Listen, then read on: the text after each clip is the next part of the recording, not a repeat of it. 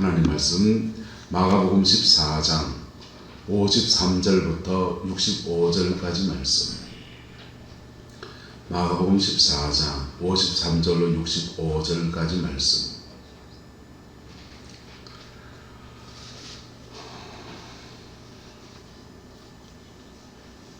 말씀부터 갑니다. 마가복음 14장 53절로 65절까지 말씀.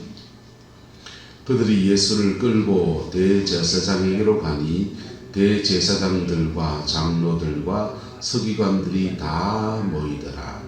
베드로가 예수를 멀찍이 따라 대제사장의 집들 안까지 따라가서 아랫 사람들과 함께 앉아 불을 쬐더라. 대제사장들과 온 공회가 예수를 죽이려고 그를 칠 증거를 찾되 얻지 못하니 이는 예수를 쳐서 거짓 증언하는 자가 많으나 그 증언이 서로 일치하지 못함이라. 어떤 사람들이 일어나 예수를 쳐서 거짓 증언하여 이르되 우리가 그의 말을 들으니 손으로 지은 이 성전을 내가 헐고 손으로 짓지 아니한 다른 성전을 사흘 동안에 지으리라 하더라 하되 그 증언도 서로 일치하지 않더라. 대제사장이 가운데 일어서서 예수에게 물어 이르되 너는 아무 대답도 없느냐? 이 사람들이 너를 치는 증거가 어떠하냐 하되 침묵하고 아무 대답도 아니하시거늘 대제사장이 다시 물어 이르되 내가 찬송받을 이의 아들 그리스도냐? 예수께서 이르시되 내가 그니라. 인자가 권능자의 우편에 앉은 것과 하늘 구름을 타고 오는 것을 너희가 보리라 하시니 대제사장이 자기 옷을 찢어매 이르되 우리가 어찌 더 증인을 요구하리요? 그 신성모독하는 말을 너희가 들었도다. 너희는 어떻게 생각하느냐 하니 그들이 다 예수를 사형에 해당한 자로 정죄하고 어떤 사람은 그에게 침을 뱉으며 그의 얼굴을 가리고 주먹으로 치며 이르되 선지자 노릇을 하라 하고 하인들은 손바닥으로 치더라. 아멘. 세상에는 여러 가지 재판이 있습니다. 우리나라의 법원에는 3심제, 1심, 2심, 3심제로 이렇게 재판이 구성되어 있습니다. 근데 종교가 그 나라의 주된 나라들은 종교 재판이 더 강력한 힘을 발합니다. 아랍 지역에 가면 종교 재판이 일반 재판을 겸하여서 그렇게 진행을 해요. 근데 우리나라 같은 경우에는 노회나 총회에 종교 재판국이 있습니다. 그 재판국에 올라와서 이런 재판을 하고 하는데 뭘 따라야 됩니까? 성경과 뭘 따라서? 성경과 양심을 따라서. 성경과 양심을 따라서 해야 되는데 문제는 그 세속적인 재판국의 재판, 그러니까 나라의 법으로 하는 재판 중에는 수사권이 있습니다. 뭐가 있다고요? 수사권이 있습니다. 수사해서 판결을 내리고 수사한 증거들을 가지고서 판결을 하고 그 증거들을 엄하게 관리를 합니다. 그리고 재판이 끝나고 나면 판결문이 떨어지면 강제권이 있어요. 감옥을 보낼 사람을 감옥을 징역을 보내고 벌금형을 내리면 벌금형을 내리고 그래서 민사든지 형사든지 그 나라가 정한 판결에 대해서 순종하지 않으면 안 되는 강제권을 발동합니다. 민사에서 졌습니다. 근데 배상해야 될 돈이 5천만 원이라고 합시다. 5천만 원을 배상해 주라 해서 판결했는데 안 주면 그 사람이 받는 월급에서 차압 신청을 할 수 있습니다. 그래서 그 사람의 재산이나 아파트나 이런 데 대해서 강제 차압을 들어갑니다. 근데 그것을 안 당하려고 돈 있는 사람들은 그런 재판 전에 있는 돈을 다 뒤로 빼돌려버리고 어쨌든 뭐 강제권을 이렇게 집행권을 가지고 있어요. 수사권도 가지고 있고 재판권도 가지고 있고 그 판결에 대해서 강제 집행할 수 있는 집행권도 가지고 있습니다. 우리나라 같은 데는 종교재판이 집행권이 있다 없다? 없습니다. 수사권이 있다 없다? 없습니다. 수사권도 없고 집행권도 없어요. 강제 집행할 수도 없어요. 그래서 재판정에 온갖 거짓 증거들이나 막 이런 것들이 난무하게 올라와도 그것이 진짜인지 가짜인지 분별할 수 있다 없다? 없어요. 그래서 교회에 어려움이 있을 때나 종교재판국에 노회나 총회에 재판 신청을 하면 그게 또 사람의 인맥이 얼마나 동원되어 있는지. 제가 부산에 있을 때인데 담임 목사님이 재판국에 걸렸습니다. 그래서 목사니까 그 재판국에 걸린 것들을 이제 해결을 해야 되고 그러는데 그 판결 내려지기 전에 미리 빼돌려 주더라고. 누가 또 인맥이 있어서 재판 과정에서 어떤 판결이 내려진다, 이 목사 이런 판결 떨어진다 미리 알았어요. 재판국장이 누군데? 포항의 D교회 장로님이었습니다. D교회 장로님이었고, D교회라고? 담임 목사 내 친구잖아 이러더니 급하게 그분이 담임 목사님이 D교회 장로님 목사님한테 전화를 넣었습니다. D교회 목사님한테 전화를 넣어서 경주에서 만났습니다. D교회 장로님 재판국장하고 담임 목사님 D교회 목사님하고, 포항의 큰 교회입니다. 목사님하고 그리고 제가 모시던 담임 목사님하고 저는 차를 타고 운전수로 따라가기 때문에 바깥에 뜨거운 차 바깥에서 대기하고 있었습니다. 그리고는 이제 그 세 분이서 이제 이런 재판을 이렇게 할 수 있느냐 항의를 하는 거지요. 그리고 자기 교회 담임 목사님과 대동에서 나와서 그렇게 말하니까 재판국장이 한쪽 말만 듣고 했던 것들에 대해서 참 그렇다. 근데 지금은 재판은 떨어졌고 판결은 떨어졌고 판결은 번복할 수 없다. 어쩌면 될래 판결을 좀 약하게 바꿔줄 수 있겠다. 그래서 세 명이서 합의를 봤어요. 나머지 재판국에 총회 재판국에 함께 위원들이 있는데 그 사람들을 설득할 수 있도록 하고 판결을 떨어뜨렸는데 6개월 당회장권 정지 그렇게 떨어졌습니다. 당회장권 정지, 강당권 정지, 목사 면직으로 나왔던 판결이었거든요. 목사 면직, 목사 아니다 이 말이죠. 그러면 목사 아니니까 그냥 그 교회를 바로 사임을 해야 되죠. 근데 6개월 당회장권 정지 이렇게 떨어졌습니다. 6개월 떨어지니까 당회장권 정지되면 뭐 하면 되냐? 회의 안 하면 됩니다. 6개월 동안 당회를 안 했습니다. 당회 안 해도 교회는 잘 들어갑니다. 당회장권 정지, 그리고는 이제 강당권은 지키고 회의는 안 하고 노회에서 대리당회장을 임명을 했습니다. 대리당회장을 세워서 그걸 이제 평정을 하고 장로님들하고 다 해갖고 이제 교회를 나가고 노회도 못했죠. 목사님 쫓아내려고 대리당회장을 보냈어요. 자, 그런데 교인들이 철벽 방어를 하기 시작했습니다.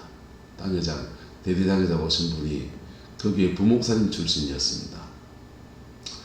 부목사님 출신이 와서 대리당회장 개선장군처럼 이제 당회장 돼서 장로들과 다 같이 이제 회의를 해서 목사님을 내보내고 뭐 결의를 하려고 그랬겠죠.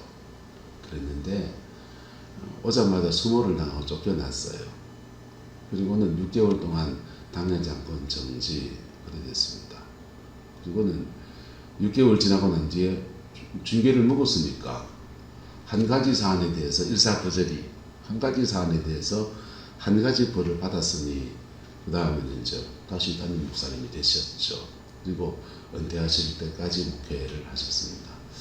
그래서 내가 참 모시는 목사님이 그렇게 6개월 간단한 징계를 받고 해결되었으니까 한편은 다행이었지만은 이 참 고무줄이다.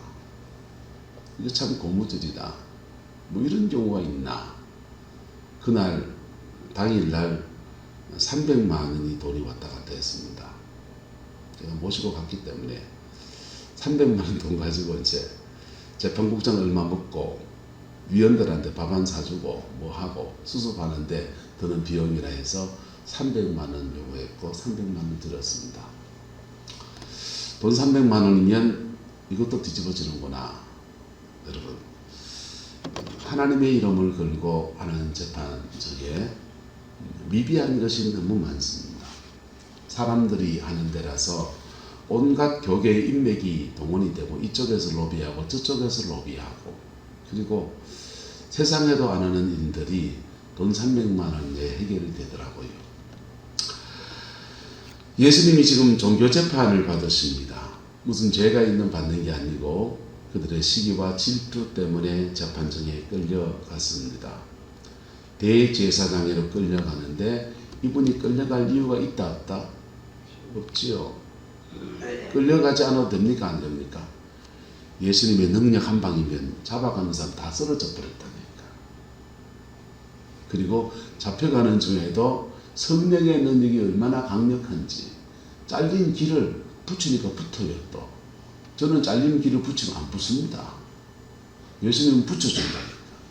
그런 강력한 성령의 권세와 능력이 함께하고 그리고 누굴 잡으러 왔냐? 예수 잡으러 왔다! 당당하게 외쳤습니다. 근데 내가 이러니까 다 쓰러져 가지고 기절해 버렸습니다. 하나님의 강력한 임재가 있는 그분이 왜 잡혀가야 됩니까? 근데 주님이 그렇게 잡혀가셨습니다. 그리고는 불의한 재판을 다 받으십니다. 대제사장들과 장로들과 서기관이 모여서 이 사내들이라고 합니다. 사내들인 공회에서 재판을 받습니다. 이 대제사장은 한 명입니다. 근데 들이라고 하는 말은 정경 대제사장 가문이 있거든요. 1대 제사장, 2대 제사장, 3대 제사장 이렇게 순번을 따라서 대제사장직을 교대로 합니다. 그래서 대제사장을 지냈던 사람들이 여러 챙기면 대제사장들이라고 이렇게 말하는 겁니다. 그래서 전체를 주관하는 대제사장 한 명이 있고 그 밑에 지나간 대제사장 여러 명이 있어서 대제사장들 종교 그룹의 멤버들과 장로들과 서기관이라고 했습니다. 장로와 서기관들은 주로 지방의 시나고게 유대인의 종교 권력은 예루살렘에는 제사장이 제사를 주관하는 제사장이 주관하고 지방에는 그런 제사를 드리는 기관이 없습니다. 교회가 있는데 회당이라고 해서 예배할 수 있는 처소를 만들어 놓고 조그만한 그 예배당 같은 회당이 있습니다. 그 회당에서 하나님의 말씀을 나누고 찬양하는 것으로 예배하는 공동체, 이거 시나고게라고 합니다. 시나고게를 주관하는 회당장이 있는데 그분들이 서기관과 장로들입니다. 예수님은 갈릴리 지방에서 주로 활동을 하셔서 그쪽에 있는 회당장들이 예수님에 대해서 어떤 사람은 존경하고 어떤 사람은 시기 질투하는 겁니다. 왜냐하면 예수님이 서기관들하고 전혀 다른 결의 복음의 말씀을 전하는 것. 말씀을 전할 때 성령의 능력이 확 임하고 말씀을 들을 때 하나님의 권세 앞에서 병자가 치유되어지고 서기관들은 성경을 풀어줬는데 예수님에게서는 성경을 풀어서 해석하는 그 정도 이상의 것이 있어서 하나님의 능력이 함께하기 시작합니다. 질병이 치유되고 귀신이 떠나가고 병이 든 사람이 낫고 몸에 장애가 있는 분들이 다리가 낫고 눈이 낫고 심지어 죽은 자가 살아나고 예수님 앞에는 3,000명도 모이고 5,000명도 모이는데 그 사람들이 다 어디 있던 사람들입니까? 회당에 다니는 사람들. 예를 들어 봅시다. 저한테 그런 일을 하나님 주실지 모르겠지만은 구름포 성강교회 예배가 너무 뜨겁고 말씀을 들을 때마다 사람들이 병자가 벌떡벌떡 일어나고 회복과 치유 역사가 너무 강력하게 일어나서 우리 교회는 너무 부흥하고 은혜가 돼서 좋은데 늘 푸른 교회 성도들이 우리 교회 기웃기웃 오기 시작합니다. 중앙교회 교회들이 우리 교회 옵니다. 뭐 어디 교회 오늘 구룡포 13개 교회가 있는데 그 교회의 사람들이 계속 우리 교회로 몰려와요. 심지어 포항에서 동부교회 교인이 우리 교회 옵니다. 기쁨의 교회 교인이 옵니다. 중앙교회 교인이 막 몰려들어옵니다. 그러니까 우리는 예배당을 크게 짓고 뭐 지을 데가 아직 없어서 뭐 초등학교 그 강당을 빌려가 뭐 예배를 드리는데 거기도 미어 터져가지고 그냥 초등학교 운동장에다가 그냥 천막 쳐놓고 막 예배를 드리고 막 그러는데 사람을 다 수용을 못해요. 근데 옆에 교회는요, 교인이 다 빠져나가 없어요. 그 목사님은 교인이 어디가 뿐노? 헌금을 누가 하는 사람 다 어디가 뿐노? 밥 먹고 살 길이 막연해진다 안 한다? 막연해지면 어쩌겠습니까? 아이고, 하나님 주신 자도 여호와시고 취하신 자도 여호와시니 하나님의 일이 다 옳습니다. 신랑을 취하는 자는 신부이니 예수님 제대로 만나는 성도들이 구룡포 땅에 많아지니 하나님 나를 찬성합니다. 나는 배를 굶어도. 그럴까요? 절마 저 누구 저 그럴 수 있는 한국교회에 이단 시비에 말린 많은 일들 가운데 진짜 이단이어서 이단 시비가 된 사람이 있어요. 근데 시기와 질투 때문에 또는 이권, 종교적인 이권들 때문에 이단 시비에 말린 사람들은 많이 있습니다. 너무 안타까운 일인데 그분들은 굉장히 억울한 일이지요. 자, 예수님은 지금 나사렛 이단의 괴수다 그러는데 지방에 있는 신학교에 회당에서 말씀을 전하던 서기관들은 예수님의 가르치는 교훈과 별로 차이가 없어요. 바리새인들은. 서기관들은 부활을 안 믿으니까 내세신앙이 없으니까 좀 차이가 있습니다. 근데 그들은 내세신앙이 없고 뭐하고 그런 것들을 교리적인 차이로 별로 두지 않았습니다. 교리적인 차이가 있지만 그것을 별로 문제 삼지 않았어요. 네. 그들은 그렇게 내세를 믿든지 안 믿든지 모세의 율법을 믿으면 유대교 안에 있었습니다. 그래서 교리적인 바운드는 굉장히 넓었습니다. 그런데 서기관과 장로들은 예수님을 사람들이 뺏기니까 싫어한 겁니다. 대제사장들은 예수님이 와서 성전을 정결케 하고 칼날을 로마를 들이대면서 로마 군대하고 싸워 이기면 우리는 이긴 편에 붙으면 된다 이렇게 생각하고 있는 사람들입니다. 그런데 예수님은 빌라도하고 싸우지 않고 누구하고 싸웁니까? 성전에 와서 양떼를 쫓고 돈 바꾸는 상을 엎어버리고 뭐 물건을 가지고서 뭐 왔다 갔다 하는 사람들 뒤엎어버리고 하나님의 성전을 정결케 하거든요. 화살이 자기한테 날아오니까 이것에 거부 반응을 냅니다. 그리고 그래서 예수님을 그들이 잡아 죽이려고 그렇게 모였습니다. 모였는데 베드로는 예수님을 멀찍이 따라갑니다. 대제사장과 온 공회가 예수를 마하려고 죽이려고 그를 칠 증거를 찾는데 뭐했다? 얻지 못했다 그랬습니다.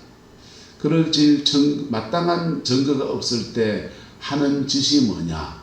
따라서 터집 잡기 시작합니다. 예수님에게 다른 복음서에 예수님이 내린 별명이 하나 있는데 세리와 죄인들의 친구, 세리와 창녀들의 친구, 그리고 술을 많이 마시는 사람, 술고래, 영어 성경 드렁큰이라고 해서 술고래만 뜻입니다. 예수님에게 마타도어를 던져서 터집 잡기를 하는데 저 사람은 친구들이 세리와 창녀들하고 모이는 사람입니다. 그러니까 연상되는 게 뭡니까? 사람 친구를 보면 그 사람 안다고 죄인이다 이 말이지요. 모이는 불과 그런 사람이야. 그리고 술이나 퍼먹는 술고래 같은 사람 수레야. 이렇게 터집 잡게 합니다. 예수님은 세리와 장녀들의 친구가 되셨습니다. 그렇게 되신 것은 세리와 장녀들을 변화시키신 거예요. 바리새인들은 세리와 장녀들을 만나면 나도 수준어처럼 세리가 될 돈 수준어가 되고 오염이 된다고 생각합니다. 장녀들을 만나면 나도 사람이 정욕이 있는데 그런 사람 자꾸 만나다 보면 나도 그 음란한 죄에 빠질 수 있다고 생각합니다. 맞습니까? 맞습니까? 맞잖아요. 맞는데 그보다 더 거룩한 영에 들어가면 그 사람들을 변화시키는데 인생을 드리는 사람이 일어나는 겁니다. 예수님은 세리와 장녀들을 만나도 그 죄에 오염되지 않으시고 그들을 구원할 수 있는 하나님의 특별한 은혜가 있는 분이에요. 그래서 그분들의 친구가 되어줬습니다.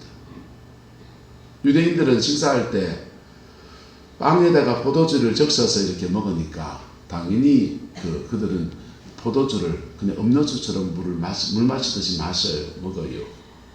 근데 식사할 때마다 포도주와 떡을 가지고 성만찬을 베푸는데 이걸 보고서 술고래다. 예수님 술고래 아니에요. 그런데 저것들도 술 먹으면서 포도주와 떡을 먹으면서 예수님 보고서 그렇게 비난하는 겁니다. 트집 잡기를 합니다.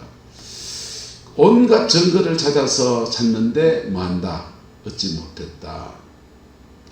거짓 증거하는 자가 많으나 그 증언들이 서로 뭐하지 못했다. 일치하지 못했다.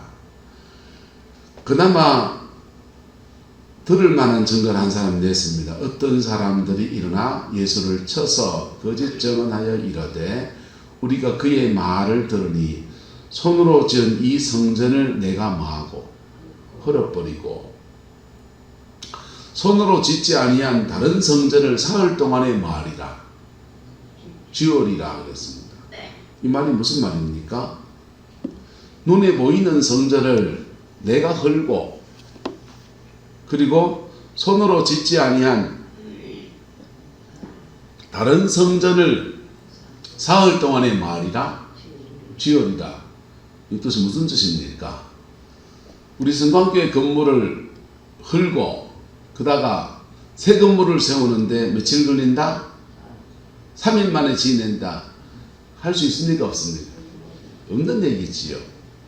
예수님은 이 말씀을 하신 의미는 성전에 대해서 다른 이해를 가지는 거예요. 그 당시 유대인들은 하나님이 계신 집을 성전이라고 믿었습니다. 그리고 보이는 건물 안에 누가 계신다? 하나님이 계신다. 그래 믿었습니다. 근데 예수님은 하나님이 계시면 한 따라서 하나님이 계신 사람이면 그 사람이 성전이다. 여러분 안에 하나님 계십니까? 그럼 누가 성전이다? 그 사람이 성전이다. 예수님 당시에 하나님의 성령이 그 사람 안에 거하는 사람이 한 명 있습니다. 누굽니까? 예수님밖에 없어요. 그래서 너희가 이 성전을 헐으라 할 때 이 성전은 누구를 말하는 겁니까? 예수님 당신을 말하는 거예요. 그리고 내가 3일 만에 다시 짓겠다고 말은 부활한 몸으로 다시 나타나게 될 것이라는 말입니다. 예수님의 성전, 하나님의 성령이 계신 성전이 예수님 당신이고 너희가 나를 죽이겠지. 난 3일 만에 다시 살아날 거야. 그 얘기를 하신 거예요. 이것을 건물을 가지고 말하면 이 말이 안 되는 얘기인 거. 이 성광교회 건물을 헐으라. 그리고는 내가 3일 만에 기적을 베풀어서 이 성전을 다시 지을 거다. 말인교 방공교. 말이 안 되는. 그러니까 그 말을 하는데 그 말 듣고서 그게 말이 된다고 하나 하면서 그 정언도 뭐하지 않더라. 서로 일치하지 않더라. 하지만 주님은 이 말씀을 이루셨습니다. 손으로 짓지 아니한 다른 성전을 3일 만에 지으셨습니다.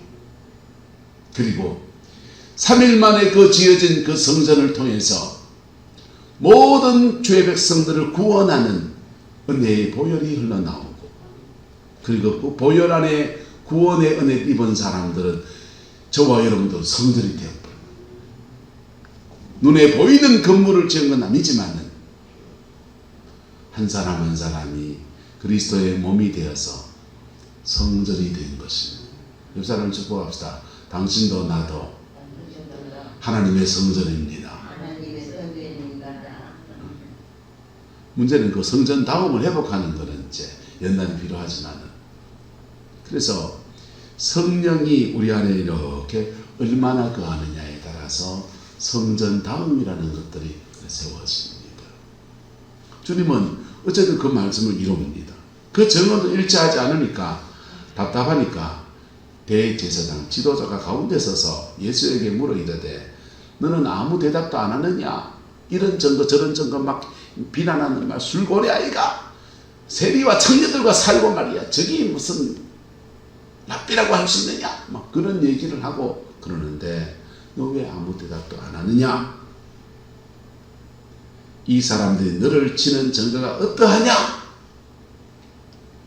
근데 그때도 예수님은 침묵하고 아무 대답도 아니하셨다 그랬습니다. 그때 대제사장이 마지막 질문을 묻습니다. 네가 찬송받을 이의 아들 뭐냐? 그리스도냐? 이렇게 묻습니다. 찬송받을 이는 누구냐? 하나님이십니다. 네가 하나님의 아들 그리스도냐? 이렇게 묻습니다. 그때 예수님께서 내가 뭐니라? 그니라 이렇게 말했어요. 자 보세요. 유대인들은 그리스도를 기다렸습니다. 그리스도라고 하는 말은 기름 부음 받은 자, 뭔 자? 기름 부음 받은 자는 뜻입니다. 구약시대에 기름 부음은 왕 제사장 선지자에게 기름을 부었습니다. 왕 제사장 선지자에게 기름을 부어서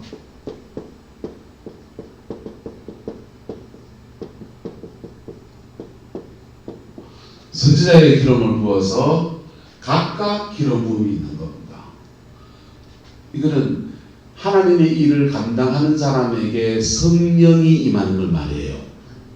영국의 속담에 성령 받지 말고 목사해라 가장 큰 욕입니다. 성령을 받지 않고 말씀을 전하면 강연을 하는 아나운서들은 그럴듯하게 할 수 있을 것 같지만은 성령을 받지 않고 목회해라 하는 말은 지식은 전달할 수 있을지 모르지만은 성령이 전달되지 않습니다. 영혼을 살리지 못합니다. 그래서 구약시대에 왕, 제사장, 선지자에게는 반드시 뭐가 부어져야 됩니까? 성령이 부어지는데 성령이 부어지는 의식으로 기름 부음을 하는 겁니다. 기름 부음을 합니다. 왕과 제사장은 누구로부터 기름 부음 받느냐? 제사장은 아버지 제사장이 기름 붓고 아들 제사장 기름 부음 받고 세대와 세대 속에서 제사장 가문을 통해서 기름 부음 받아요. 선지자들은 누가 기름 붓지 않습니다. 선지자들은 직접 받습니다. 뭐 받는다고요? 직접 받습니다. 왕들은 누구한테 기름 부음 받느냐? 선지자로 인정받은 사람이 기름 부어주든지 제사장이 기름 붓습니다.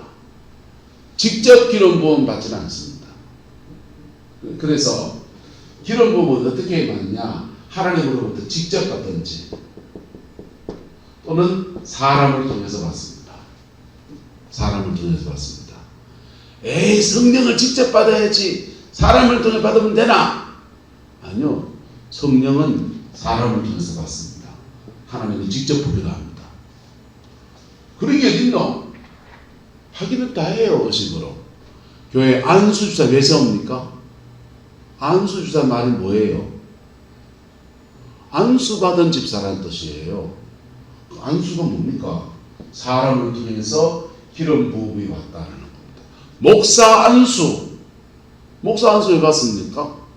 저 목사 안수 받을 때 제 머리 위에 저도 알지 못하는 목사님들이 노예 온 목사님 다 올라와가지고 손이 10개쯤 올라갔습니다. 목사 안수 왜 받습니까? 안수를 왜 받습니까? 기름 부음 받는 겁니다. 자, 이렇게 기름 부음 받아서 지도자가 되는데 이게 세 직분의 기름 부음 받다가 특별히 다윗의 자손에게서 자손이 온다라고 하는 이 고백들 속에서 왕의 기름 부음을 받을 자가 일어난다는 것입니다. 제사장의 기름 부음 받은 자가 아니고 다윗 왕의 기름 부음 안에서 그 후손들 중에서 다윗의 후손이 온다, 그렇게 믿었습니다. 그 다윗의 후손이 오는 것을 인정했어요. 사모했습니다. 근데 예수님은 지금 뭐라고 합니까? 찬송받을 이의 아들이라 했습니다. 찬송받을 이는 누굽니까? 하나님입니다. 다윗이 아니에요. 대제사장이 묻습니다. 네가 하나님의 아들 그리스도냐? 이렇게 물은 겁니다. 그러니까 예수님께서 내가 그니라 이랬습니다. 그리고는 찬송받을 이의 아들인 것을 말씀하시기를 인자가 권능자의 우편에 앉는 것과 권능자 하나님 우편에 앉는 것과 그리고 하늘 구름을 타고 재림의 주로 오는 것을 너희가 말이라 보리라. 예수님은 진실입니까? 가식입니까? 예수님이 진실이에요. 근데 대제사장 입장에서는 신성모독입니까? 신성모독 아닙니까? 신성모독입니다. 예수님이 사람이 다윗의 자손이라 해도 지금 뭘 할 판인데 하나님의 아들이라 그러고 그걸 확정해서 인자가 권능자의 우편에 앉아 있는 것을 보게 될 거고 하늘 구름을 타고 재림주로 올 것을 너희가 뭐리라 볼 것이다. 골 때리는 놈이네 이렇게 된 겁니다. 돌았든지 대제사장 입장에 말하면 저놈이 돌았든지 죄송합니다. 예수님 보고 준마치게 돌았든지 아니면 신성모독자입니다. 그래서 자기 옷을 확 찢으면서 우리가 어찌 더 정인을 요구하리요? 그 신성모독하는 말을 너희가 많이도다 들었도다. 너희는 어떻게 생각하느냐 하니까 그들의 의견이 다 합체가 됐습니다. 그들이 다 예수를 뭐에 해당한다? 사형에 해당한 자로 정죄했습니다.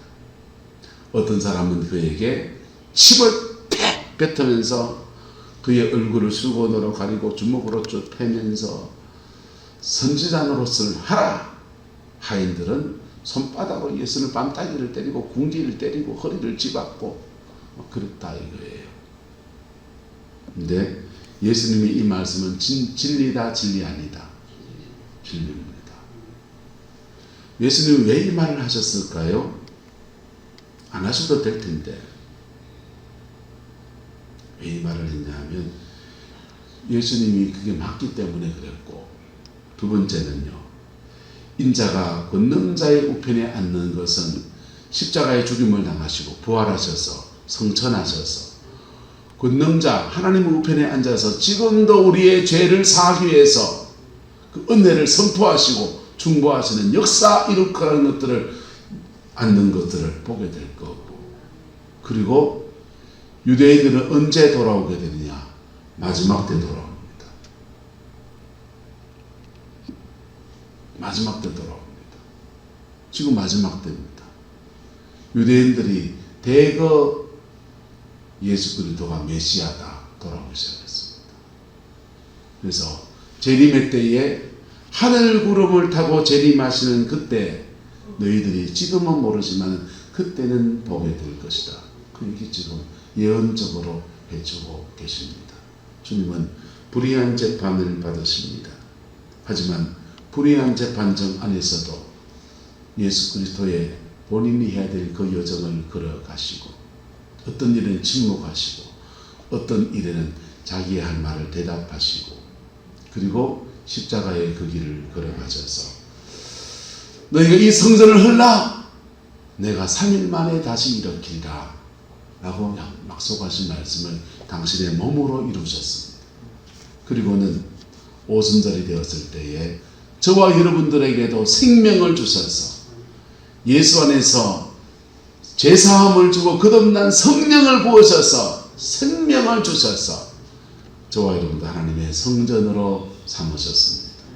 여러분, 주님 앞에 이 여정 걸어가신 주님을 찬양합시다. 그리고 이 여정 속에서 우리를 하나님의 성전 삼으신 그 은혜를 고백하고 그 십자가 앞에 우리의 죄가, 우리의 상처와 우리의 아픔들을 정직히 고백하며 회복의 놀라운 은혜를 이루어 갑시다. 기도하겠습니다. 좋으신 아버지 하나님, 대제사장의 재판장 앞에서 비난하는 말과 때리는 조롱과 그 모든 수모들은 침묵하시고 당신이 하신 말씀을 정확하게 알려주신 것을 봅니다. 마지막 때 그들을 구원하시는 하나님의 섭리인 줄 믿습니다.